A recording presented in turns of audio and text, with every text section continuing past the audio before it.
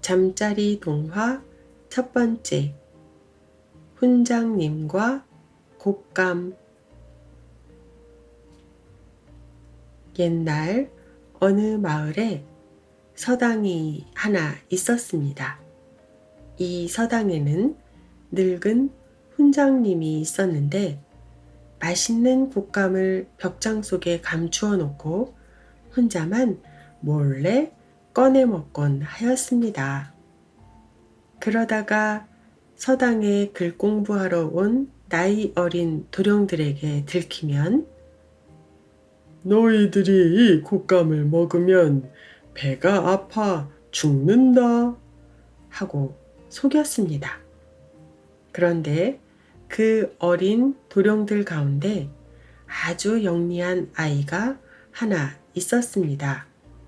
어느 날 늙은 훈장님이 볼일을 보러 산 아랫마을로 내려간 사이에 이 영리한 아이는 벽장 속에서 곶감을 꺼내어 먹었습니다. 한 개를 다 먹고 나니 죽기는커녕 맛만 좋았습니다. 그래서 남은 곶감도 마저 다 먹어버렸습니다. 그러고는 훈장님이 무척 아끼는 벼루를 뜰 앞에 냅다 던져 깨뜨려 버리고는 이불을 뒤집어 쓰고 누워 끙끙 앓는 척하였습니다. 저녁 때 훈장님이 돌아와 이불을 뒤집어 쓰고 누워있는 아이를 보았습니다. 얘 어디 아프니? 훈장님이 묻자 아이는 대답했습니다. 훈장님, 제가 죽을 죄를 지었습니다. 잘못하여 훈장님께서 가장 아끼시는 벼루를 깨뜨렸으므로 죽기를 작정하고 벽장 속에 있는 곶감을 모두 먹어버렸습니다. 그런데도 아직까지 이렇게 살아 있습니다요. 이 말을 들은 훈장님은 어이가 없었습니다. 공연한 거짓말을 했다가 소중히 아끼는 벼루와 맛있는 곶감을 잃고만 것입니다.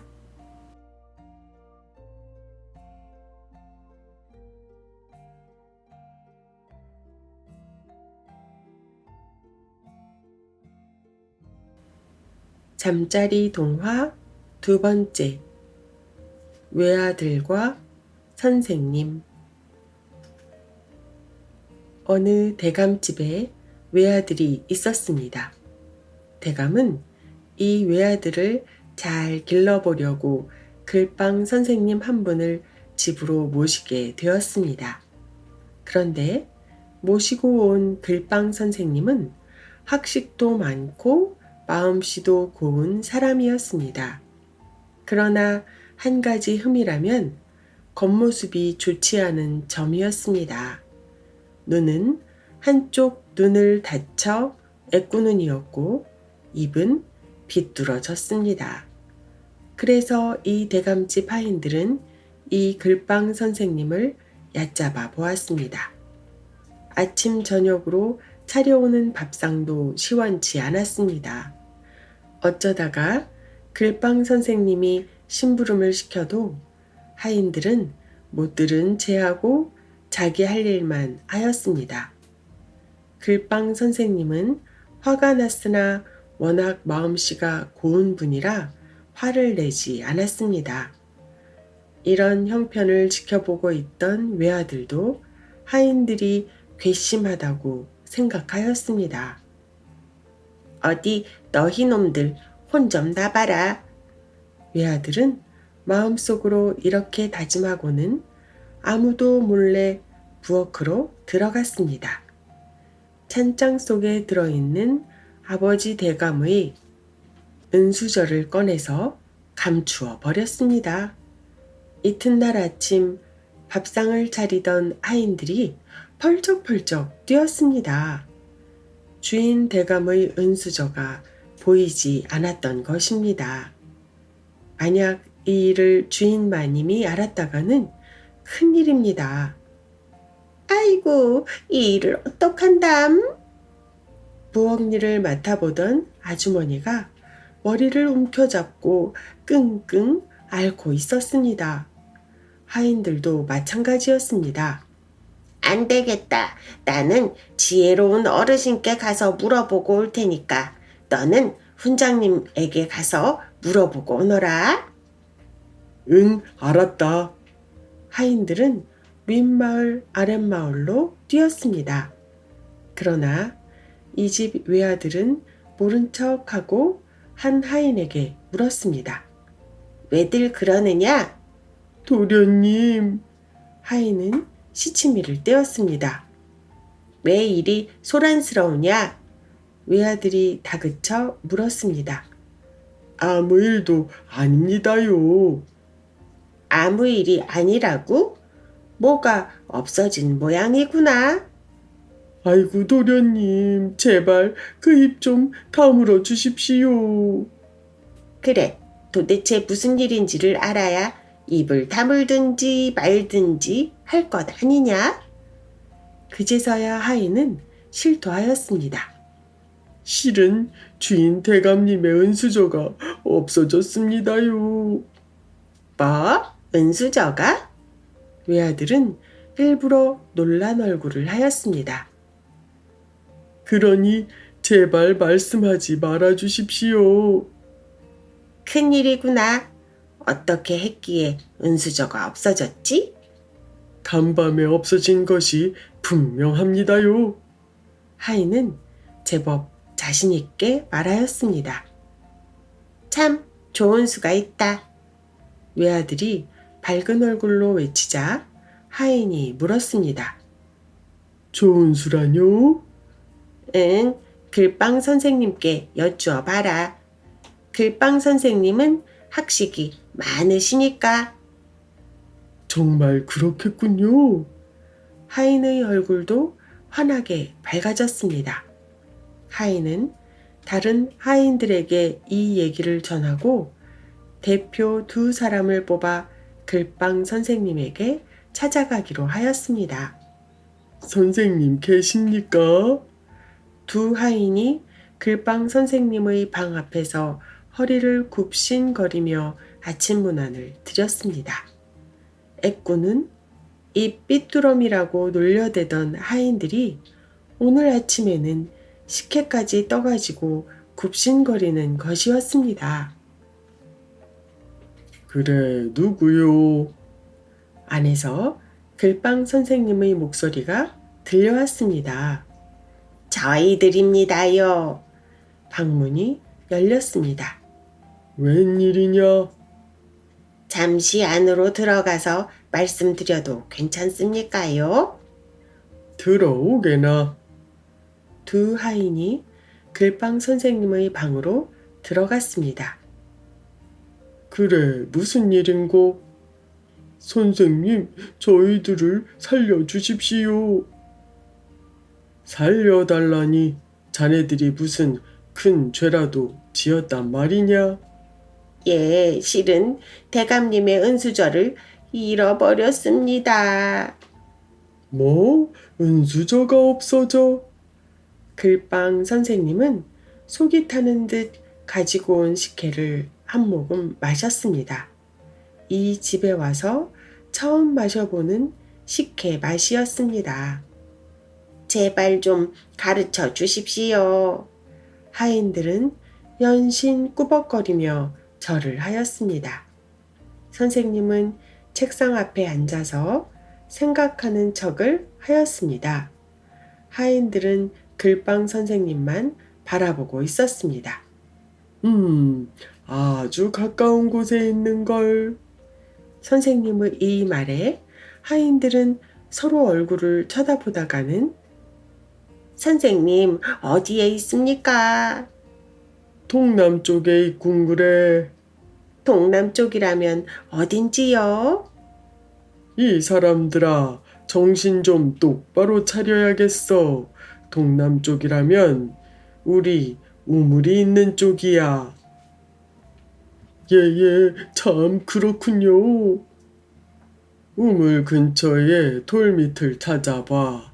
그러면 틀림없이 은수저가 나올 테니까. 아이고, 선생님, 정말 고맙습니다.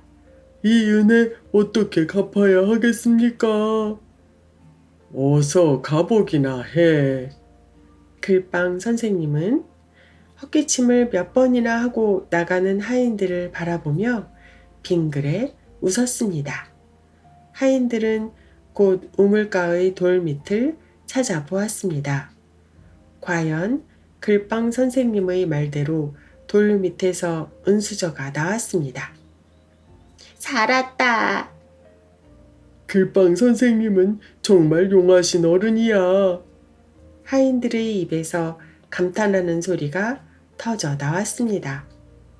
그럴 수밖에 없는 일이었습니다.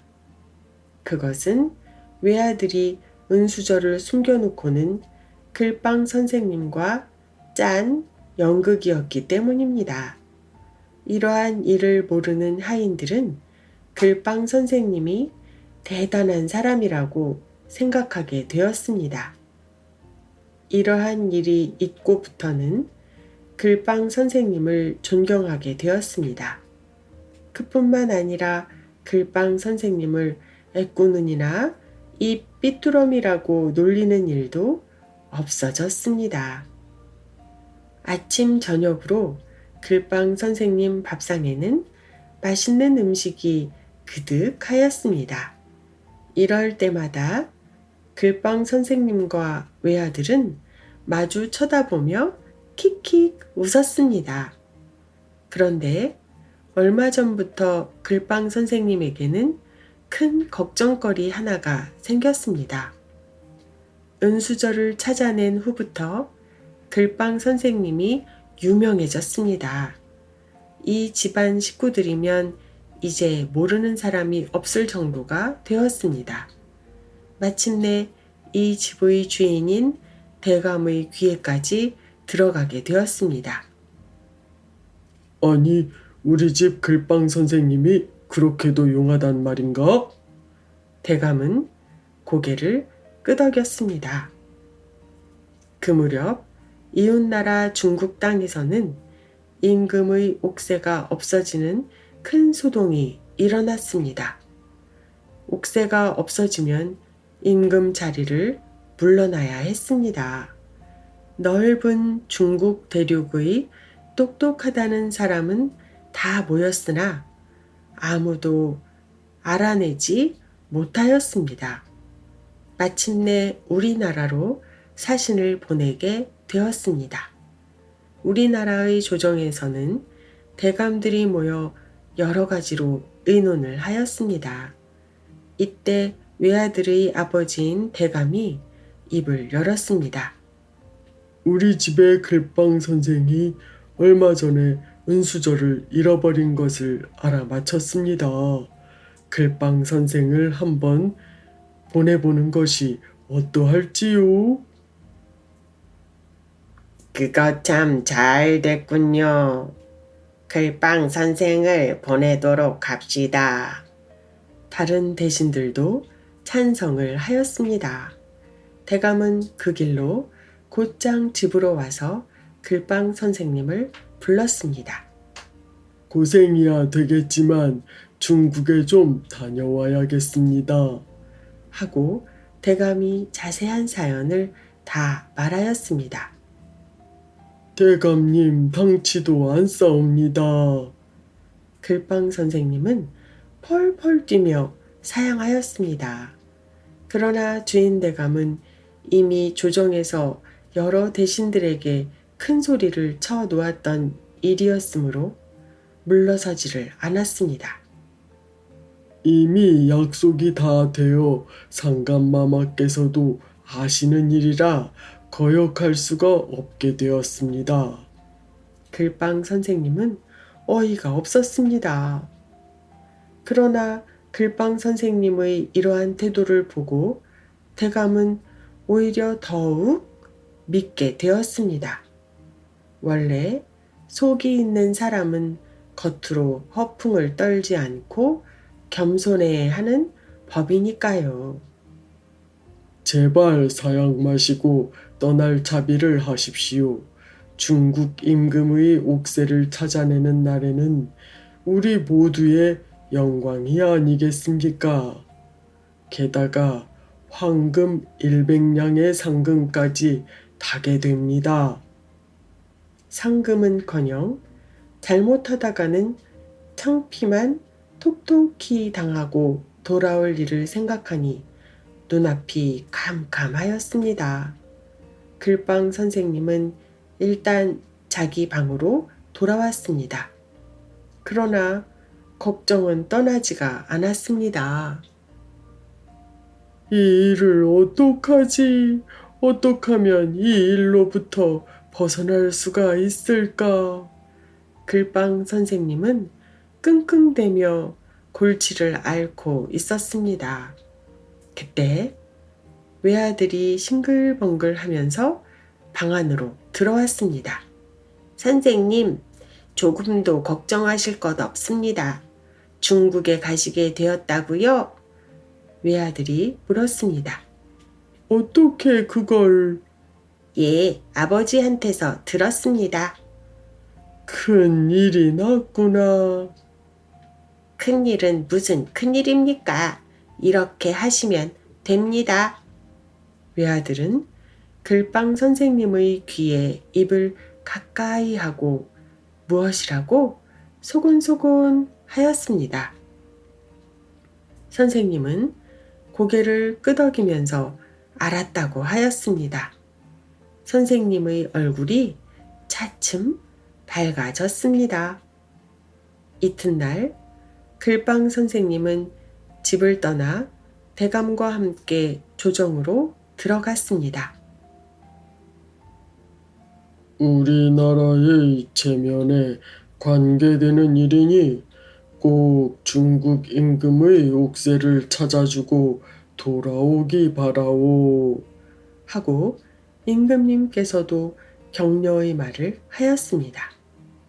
소인 최선을 다해서 일을 하고 돌아오겠습니다. 글빵 선생님은 여러 대감들의 전송을 받으며 중국을 향해 길을 떠났습니다. 글빵 선생님을 따라가는 신하들도 여러 사람이 되었습니다. 중국에 도착한 글빵 선생님은 먼저 중국의 임금을 만났습니다. 먼 길을 오시느라고 수고가 많으셨소. 옥새를 꼭 좀 찾아주시오. 중국 임금은 애원하듯이 글빵 선생님에게 말하였습니다. 예, 오늘부터 석 달 안에 임금님의 옥새를 찾아내겠습니다.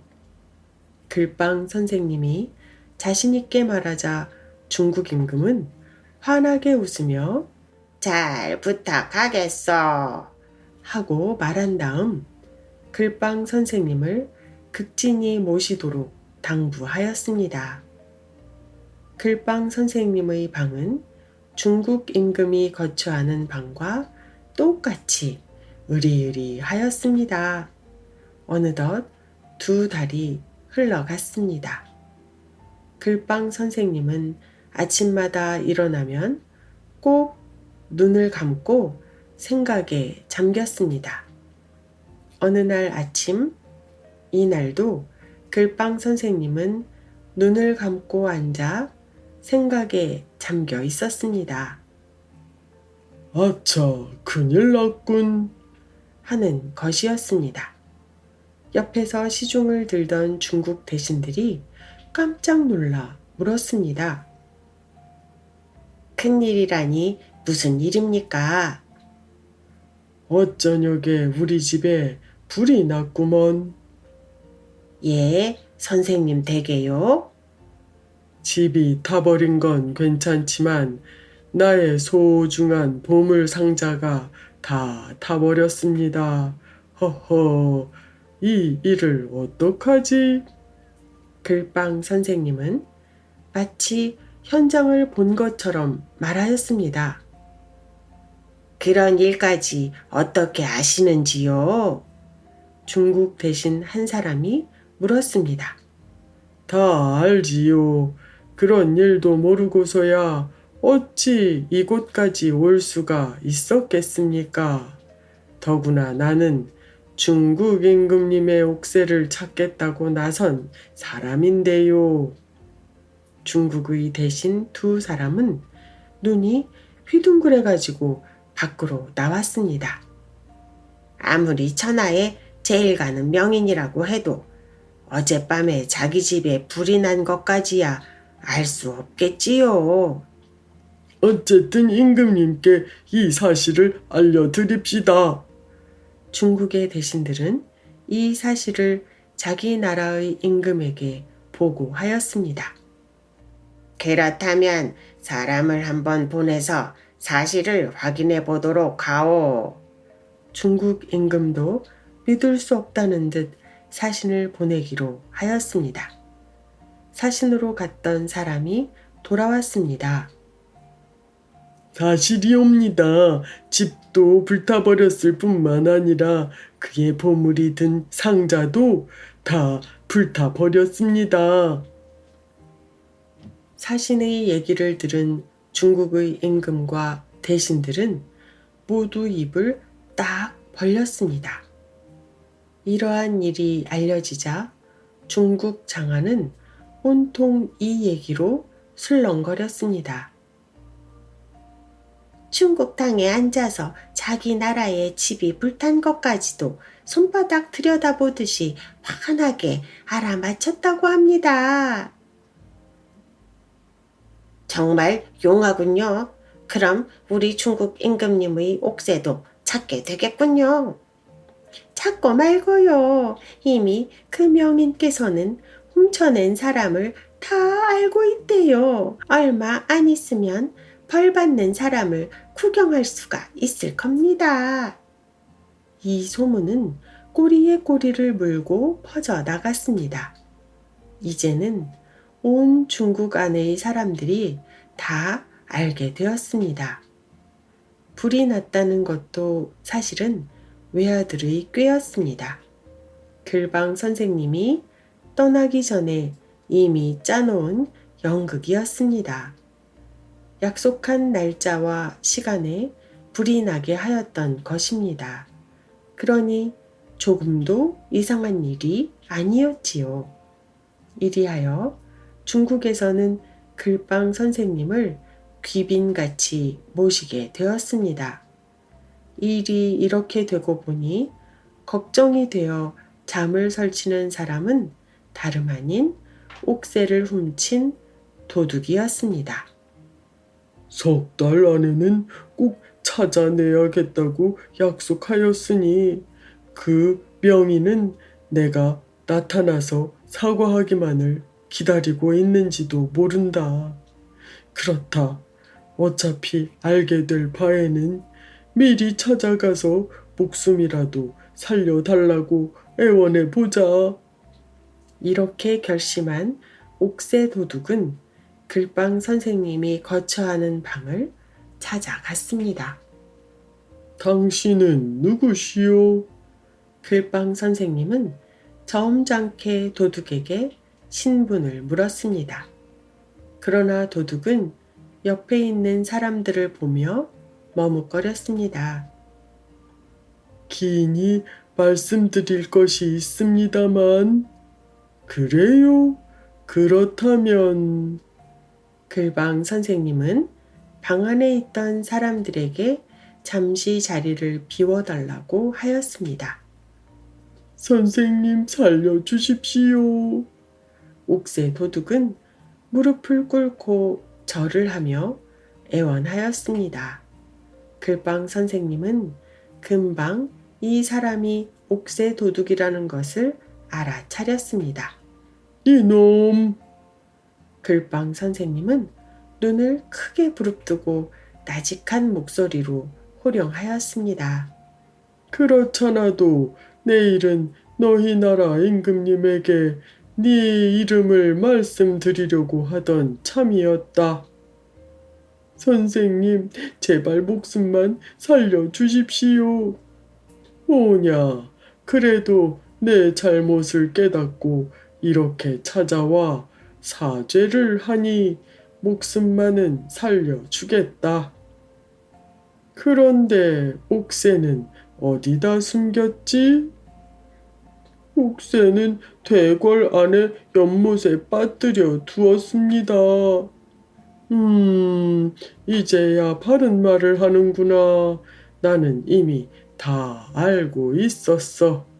하지만 내 목숨을 건져주기 위해 이렇게 참고 기다렸던 거야.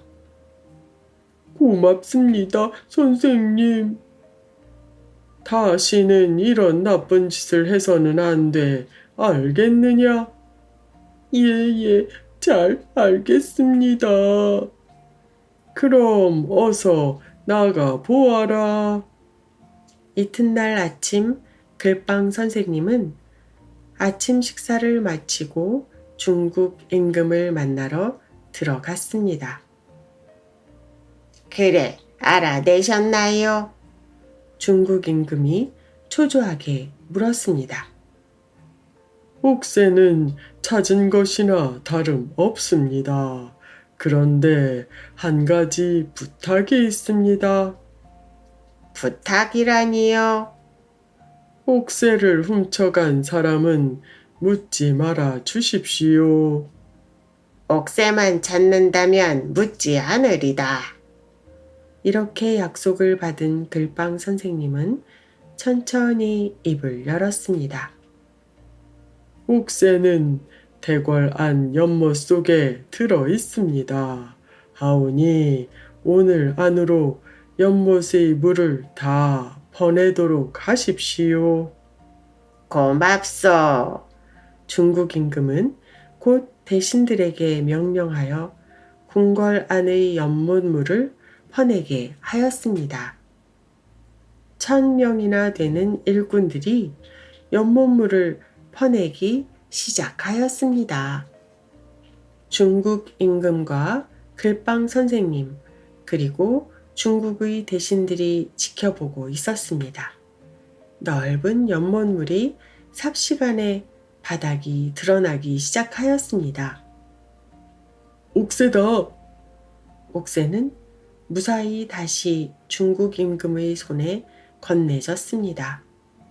과연 명인이요, 이 은혜를 무엇으로 갚아야 할지.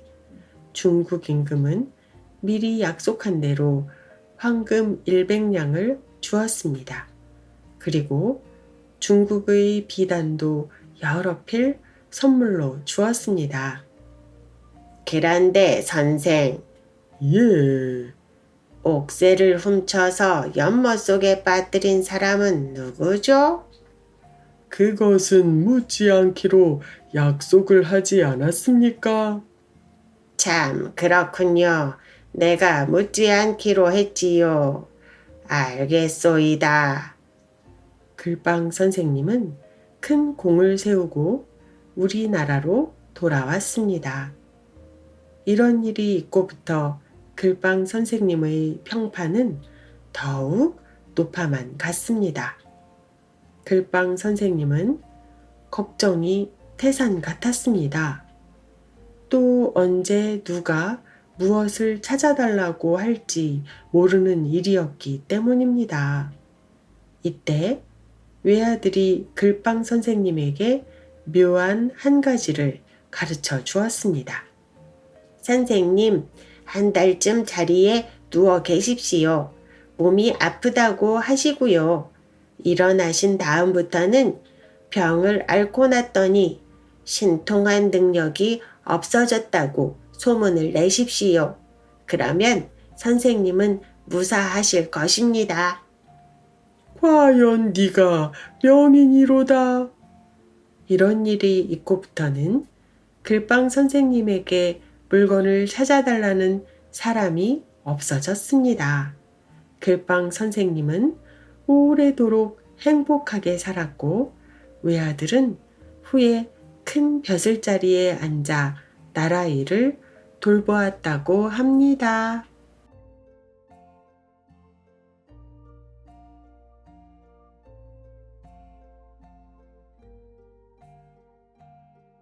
잠자리 동화 세 번째.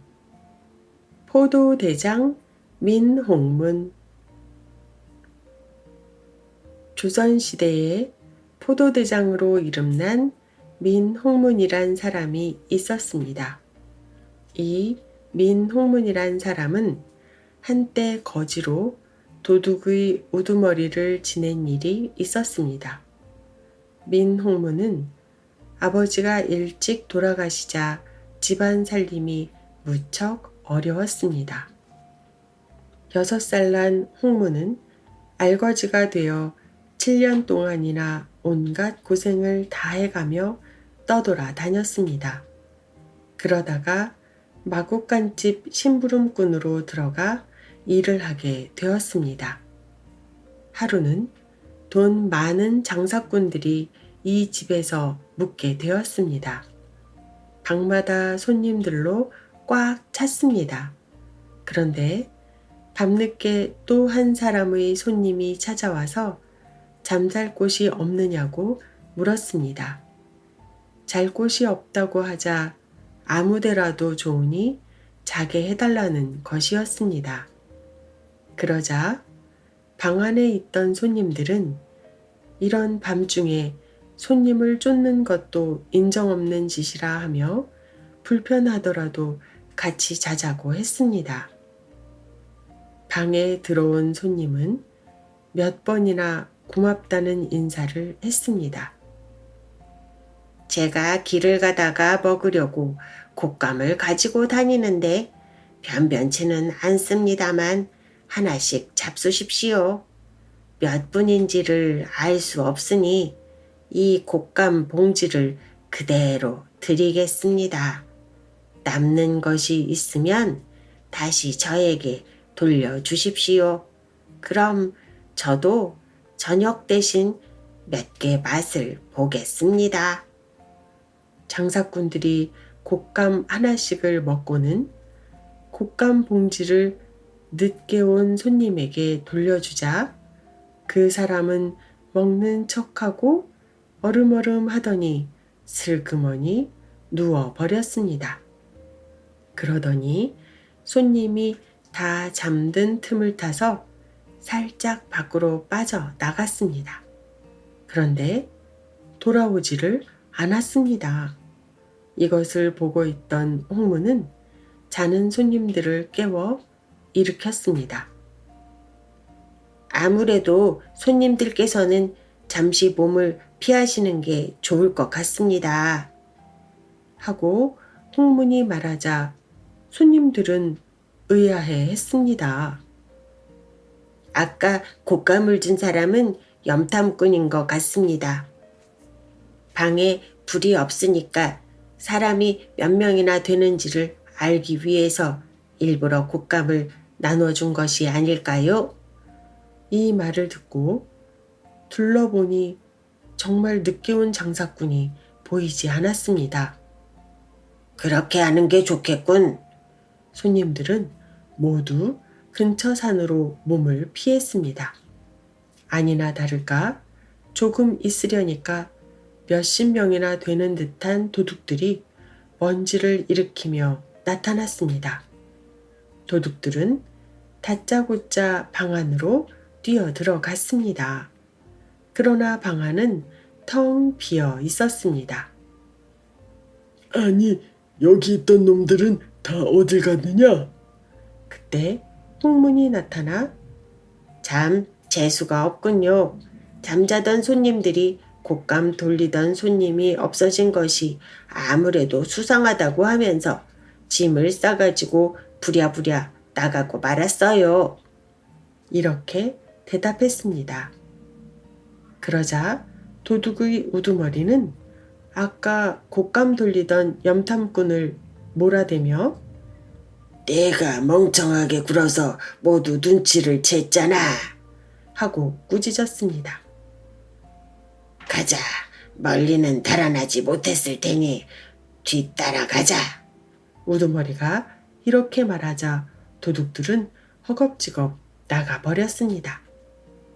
얼마 후 손님들은 다시 돌아왔습니다. 자네가 아니었더라면 우린 큰 봉변을 당하고 말았을 거야. 그렇고 말고 그러니까 우리 얼마씩 돈을 내서 이 아이에게 주는 게 어떻겠소? 그거 참 좋은 생각이요. 손님들은 고마운 홍문에게 돈을 모아서 주려고 했습니다. 그러나 홍문은 제가 돈을 가져서 뭘 하겠습니까?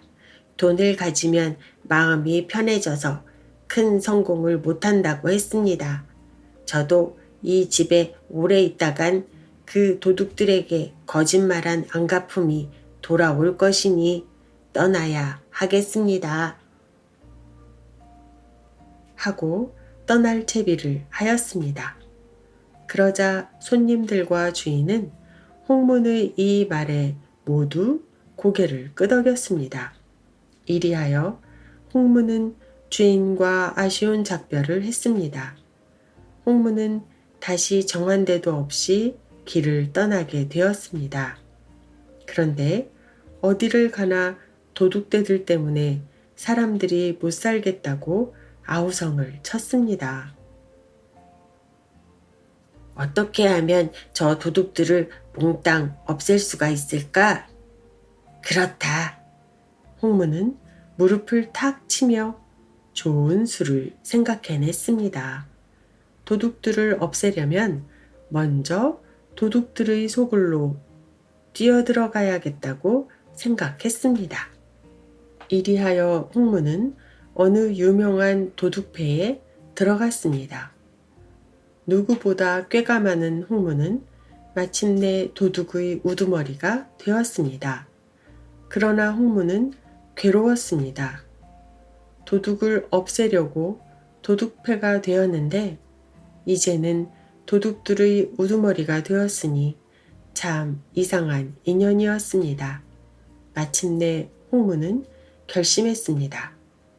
이왕 도둑을 뿌리 뽑기 위해서 이렇게 된 것이니 여러 부하들에게는 미안한 일이지만 나라에 공을 세울 수밖에 없다.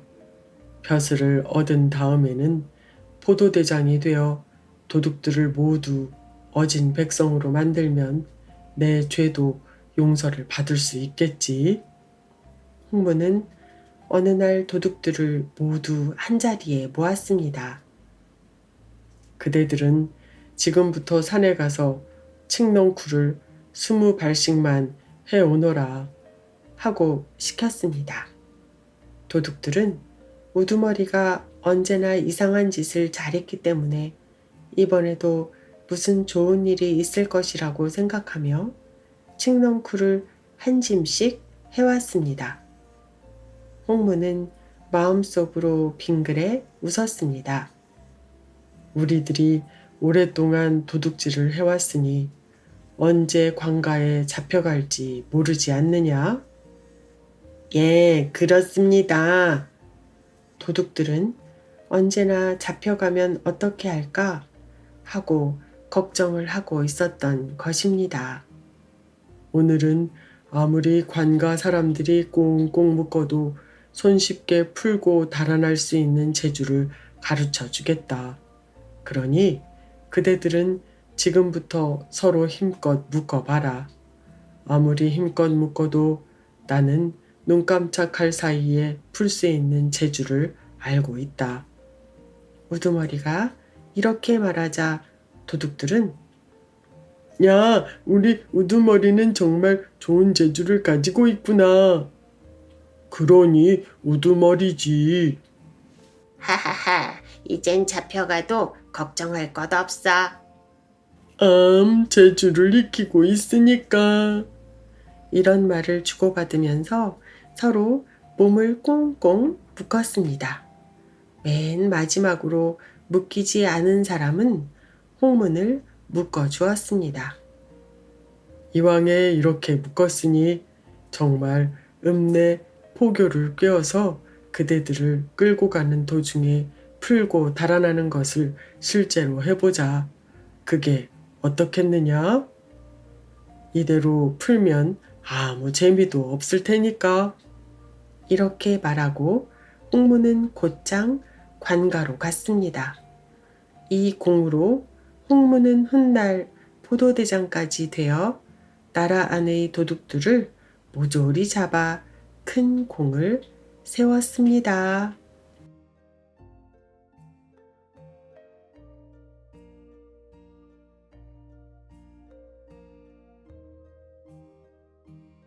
잠자리 동화 네 번째, 절개 이야기. 조선시대에 한 형제가 살고 있었습니다. 이 중 형 되는 사람의 절개가 어찌나 대단하였던지 세상 사람들은 그를 높이 칭찬하였습니다.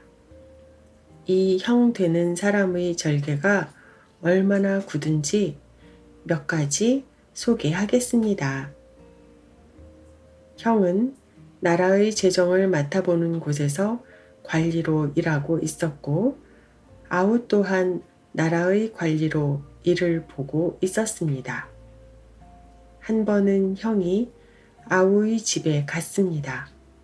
아우의 집에 들어서 보니 뜰에 항아리가 쭉 놓여 있고 항아리마다 물감 같은 것이 들어 있었습니다. 형은 아우에게 도대체 이 항아리 속에 있는 것이 무엇에 쓰이는 것이냐? 하고 물었습니다. 예, 형님. 집에 보탬이 좀 될까 해서 제 아내가 물감 들이는 일을 하고 있습니다. 이 말을 들은 형은 크게 화를 내며 꾸짖었습니다. 이놈아, 이게 무슨 짓이냐?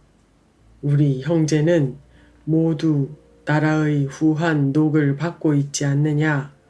어려우면 어려운 대로 그것만 가지고 살림을 꾸려나갈 일이지 관리의 집에서 이따위 장사를 해? 그러면 우리 체면은 뭐가 되는가?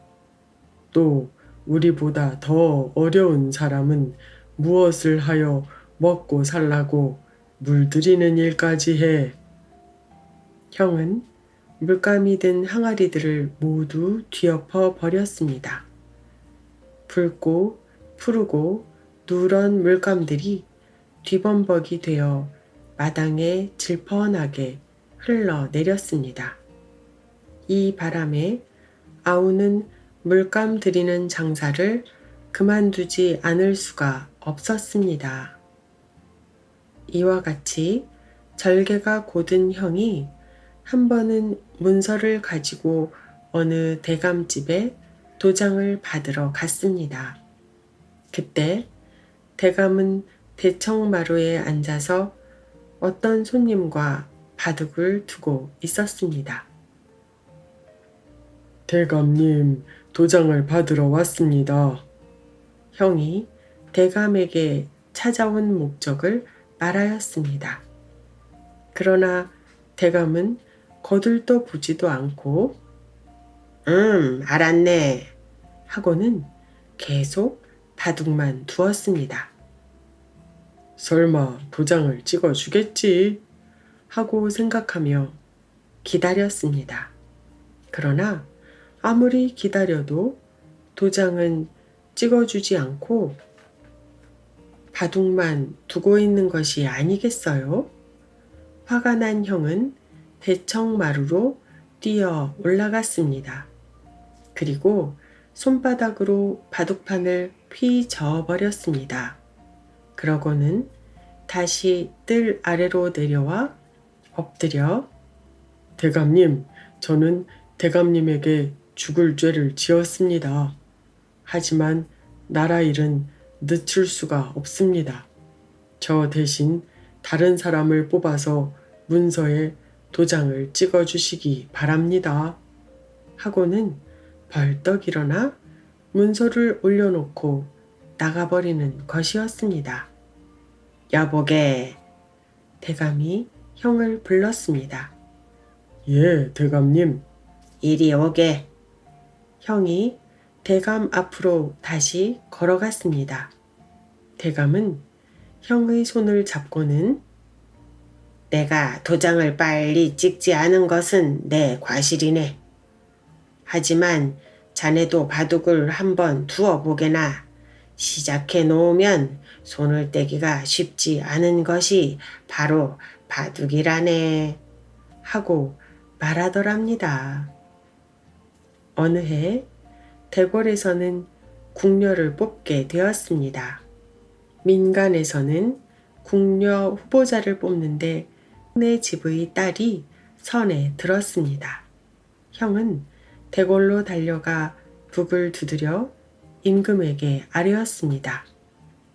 앞으로는 궁녀를 뽑는데 궁중에서 일보는 벼슬아치들의 딸만 선을 보고 민가에서는 뽑지 않도록 하옵소서.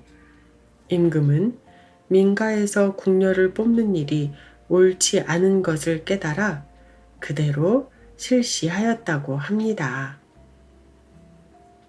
또 한 번은 이런 일이 있었습니다. 임금이 신하를 시켜 돈 10만 양을 내오게 하였습니다.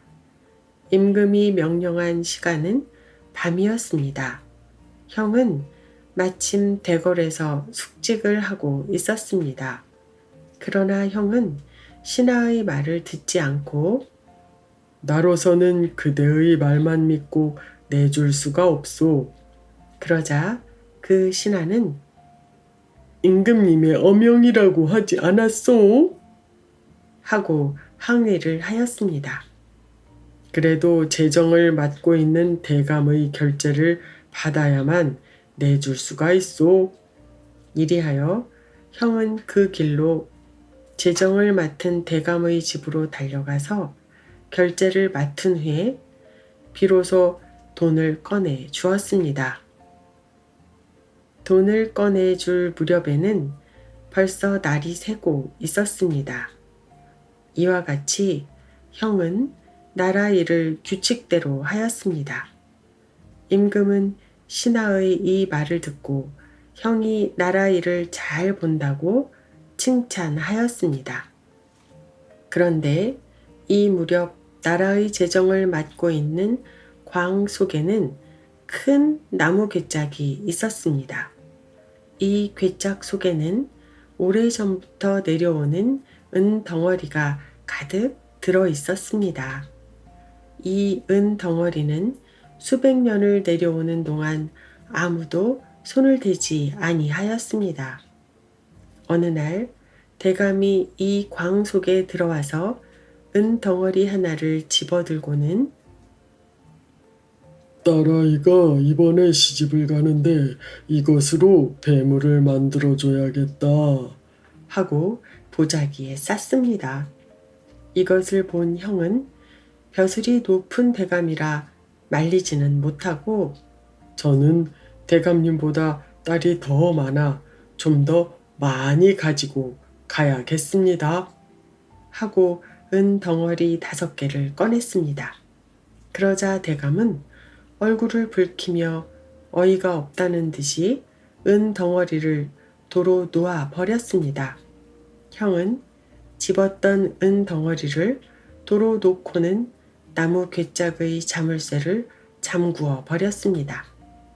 세상에는 흔히 높은 벼슬자리에 있는 사람이 부정한 짓을 하면서 아래에 있는 관리들에게는 부정한 짓을 하지 말라고 하는데 형은 오히려 높은 벼슬에 있는 사람을 깨우쳐 주었던 것입니다.